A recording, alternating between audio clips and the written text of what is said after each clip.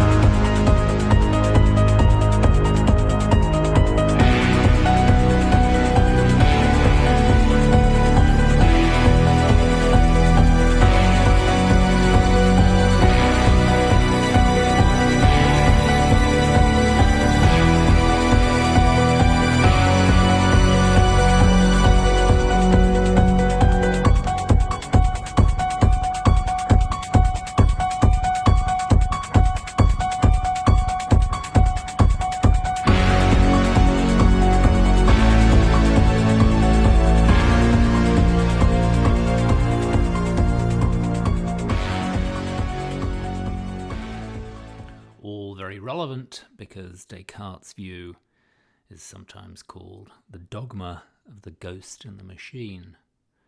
I'll come on to that in a sec. Descartes was a 17th century French philosopher, mathematician and scientist. In mathematics, he made important connections between geometry and algebra, basically founding analytic geometry. He is often said to be the father of so-called modern philosophy because he made a decisive break with the then dominant Aristotelian tradition. His most famous work is the Meditations, published in 1642, wherein are demonstrated the existence of God and the distinction of soul from body. And this week we're going to be concentrating on the second bit, the distinction of soul from body, a view which is called dualism.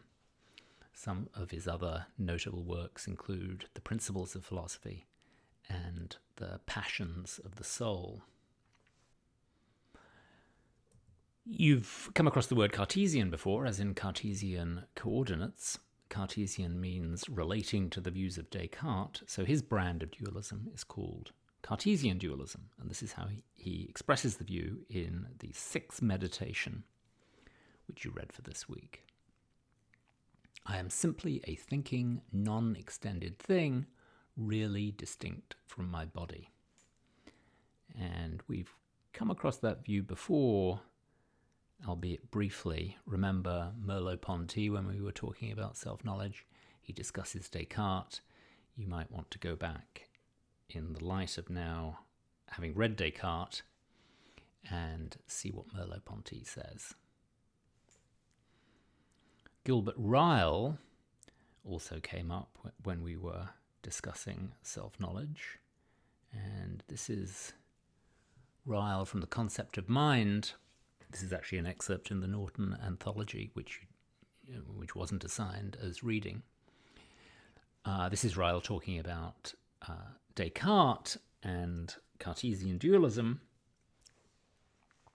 The official doctrine, which hails chiefly from Descartes, is something like this.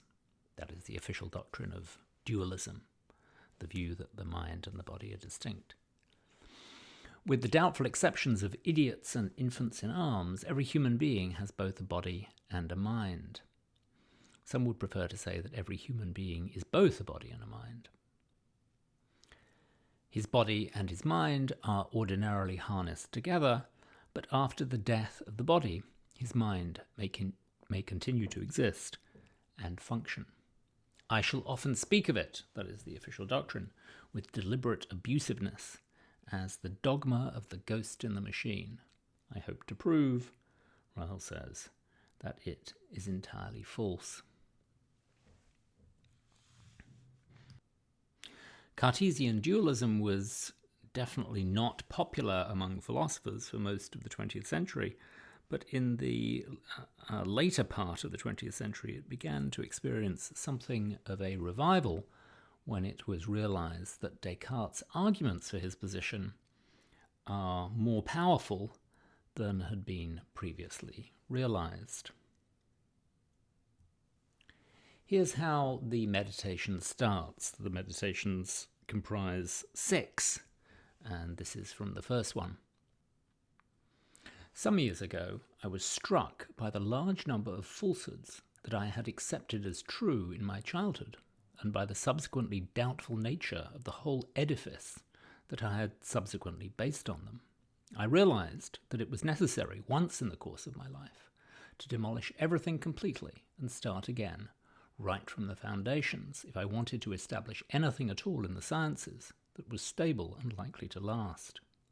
Today, I have expressly rid my mind of all worries and arranged for myself a clear stretch of free time. Descartes' method for trying to establish his system of beliefs on a secure foundation is to see if he can doubt any of his opinions. Those beliefs which he can doubt are not suitable to be the foundations of his whole edifice of opinion. Early on in the first meditation, he considers the beliefs he has that are derived from his senses about his immediate environment. At first glance, they don't seem to be susceptible to doubt. There are many beliefs about which doubt is impossible. For example, that I'm here, sitting by the fire, wearing a winter dressing gown, holding this piece of paper in my hands, and so on. A brilliant piece of reasoning, Descartes replies to himself sarcastically, as if I were not a man who sleeps at night and regularly has all the same experiences while asleep as madmen do when awake. Indeed, sometimes even more improbable ones. How often, asleep at night, am I convinced of just such familiar events, that I am here in my dressing gown, sitting by the fire, when in fact I am lying undressed in bed.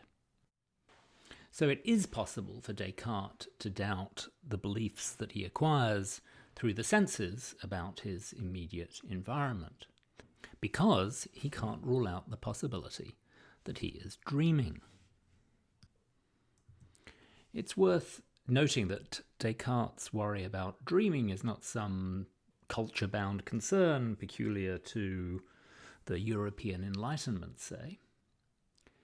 Here is a passage from the Zhangzi, which means Master Zheng.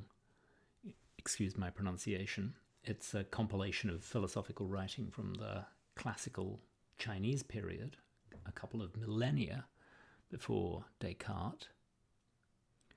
Once Zhang Zhou dreamt he was a butterfly flitting and fluttering around, happy with himself and doing as he pleased. He didn't know he was Zhang Zhou. Suddenly he woke up, and there he was, solid and unmistakable Zhang Zhou. But he didn't know if he was Zhang Zhou who had dreamt he was a butterfly, or a butterfly dreaming he was Zhang Zhou.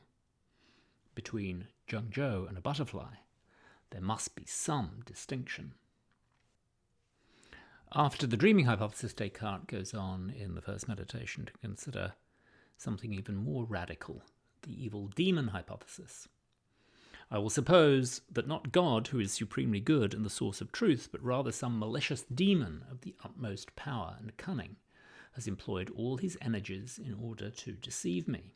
I shall think that the sky, the air, the earth, colours, shapes, sounds, and all external things are merely the delusions of dreams which he has devised to ensnare my judgment. I shall consider myself as not having hands or eyes, or flesh or blood or senses, but as falsely believing that I have all these things. And that brings us to meditation 2. So serious are the doubts into which I have been thrown as a result of yesterday's meditation that I can neither put them out of my mind nor see any way of resolving them. It soon turns out, though, that there is something that Descartes can't rationally doubt, namely that he exists. Okay, so let's grant that there is a deceiver of supreme power and cunning who is deliberately and constantly deceiving me. In that case, I too undoubtedly exist, if he is deceiving me. And let him deceive me as much as he can, he will never bring it about that I am nothing, so long as I think that I am something. So, after considering everything very thoroughly, I must finally conclude that this proposition, I am, I exist, is necessarily true whenever it is put forward by me or conceived in my mind. The Meditations doesn't contain Descartes' most famous sentence, I think, therefore I am. Je pense, donc je suis, appeared in the Discourse on the Method, and the Latin version, Cogito ergo sum, appeared in the Principles of Philosophy a couple of years after the Meditations. Descartes then can't doubt that he exists, but he can doubt that his body exists, and that gives him an argument for dualism, an argument for the conclusion that he is not his body. I am not that structure of limbs which is called a human body. I am not even some thin vapour which permeates the limbs, wind, fire, air, breath, or whatever I depict in my imagination, for these are things which I have supposed to be nothing. Let this supposition stand. For all that, I am still something. So we could set this out as an argument. Argument A. It's not completely clear that Descartes endorses it, but anyway, it's certainly worth examining. Premise 1, I cannot doubt that I exist. Premise 2, I can doubt that my body exists. Conclusion, I am not my body. Let us reformulate the argument to make it seem even more convincing. So first of all, let's define X undoubtedly exists as I can't doubt X's existence. So the first premise of argument A we can reformulate as I undoubtedly exist. The second premise then is my body does not undoubtedly exist. And the conclusion is I am not my body. And that certainly looks, in its reformulated version, like a valid argument. It appears to have this form, which is valid. A is F, B is not F, therefore A is not B. A is not identical to B. Identical things have the very same properties. That is because if A and B are identical things, the plural is completely misleading. If A is identical to B, we don't have two things here, we just have one thing. If A has a certain property, F, then B must have that property as well, because it's the very same thing. Going back to the reformulation of argument A, it looks valid, and the premises seem true. However, appearances are misleading. Argument A has some subtle flaw. Consider this argument. First premise. The masked man is undoubtedly before me.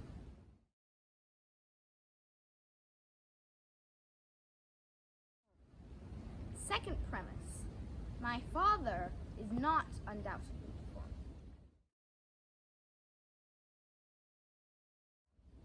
Conclusion: the masked man is not my father.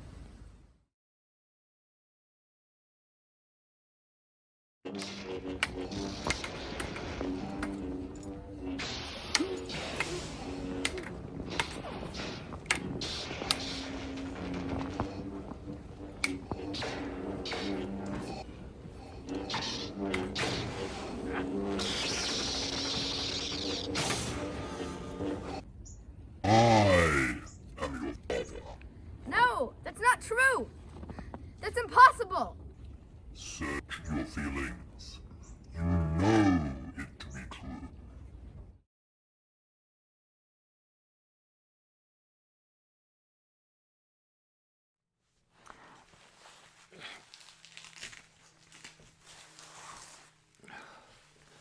Argument B certainly suggests that there's something wrong with argument A. But what exactly? That is a difficult question we'll have to pass over. There is a different and much more promising argument for dualism in the sixth meditation, and it's in this passage. I know that everything which I clearly and distinctly understand is capable of being created by God so as to correspond exactly with my understanding of it. Hence, the fact that I can clearly and distinctly understand one thing apart from another is enough to make me certain that the two things are distinct, since they are capable of being separated, at least by God. It is certain that I am really distinct from my body and can exist without it. So we can extract argument C from this passage and leave God out of it entirely. First premise: I can clearly and distinctly conceive that I exist without my body existing. Second premise: if I can clearly and distinctly conceive that I exist without my body existing, then I could exist without my body existing. First conclusion: I could exist without my body existing. Second conclusion: I am not my body. Now, the argument to C1 is valid. It's just an instance of the argument form called modus ponens. First premise, P. Second premise, if P then Q. Conclusion, Q. And there's something to be said, moreover, for both premises. I do seem to be able to clearly imagine that I am around, but my body isn't. I can clearly imagine that I am disembodied, for instance, that I have no body at all, let alone this particular one. And the second premise has something going for it, because there seems to be a close connection between what you can clearly and distinctly conceive or imagine and what is possible, what could be the case. So why do I think that there could have been purple elephants, that purple elephants are possible, even though there aren't in fact any purple elephants? Well, it's because, plausibly, I can clearly and distinctly conceive that there are purple elephants, or I can clearly and distinctly imagine purple elephants. Okay, so that's the argument to C1. What about the step from C1 to C2? C1 is I could exist without my body existing. C2 is I am not my body. Well, here's the defense of the step from C1 to C2. The debonair actor Cary Grant, who starred in that Hitchcock movie North by Northwest, was born Archibald Alec Leach. Cary Grant and Archibald Alec Leach are one and the same individual. We don't have two people here, we have one person with two names. So, given that they, a misleading plural again, are the very same person, one could not exist without the other, because there is no other.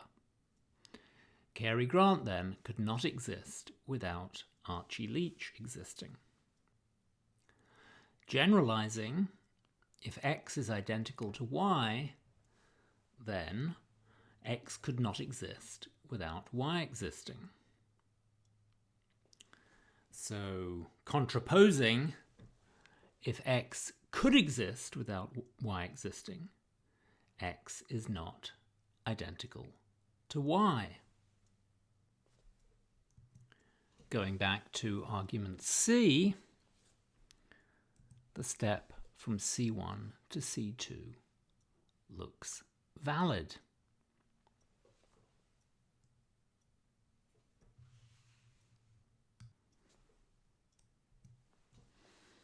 Some things to discuss. First is argument C sound. This is our nose objection. Second, granted dualism. How do mind and body causally interact? That is Elizabeth's worry. And finally, granted dualism. How do I know that others have minds? Remember Sarah Paul on the loneliness of solipsism. So Arnaud, who was a French theologian, philosopher and mathematician, objects in effect to the second premise of argument C. And Princess Elizabeth of Bohemia presses the issue of how the mind and the body can interact if Descartes is right, and they are completely distinct. Elizabeth's father was briefly Frederick I, King of Bohemia, which is now the Czech Republic, and which was then part of the Holy Roman Empire. Elizabeth and Descartes wrote 58 letters to each other in about 6 years, and his last published work, The Passions of the Soul, was dedicated to her. Here's a modern version of Elizabeth's complaint. If the soul affects the brain, then there should be some neural firings that don't have their usual physical causes, but nothing like this has ever been observed. Compare our earlier discussion of Chisholm on free will and agent causation. On Wednesday, we're going to look at a different kind of dualism, not Descartes' version on which I am a non-physical thing, but a more contemporary version on which, even though I am a creature of flesh and blood, I nonetheless have a non-physical feature or property, namely being conscious. I'll see you then.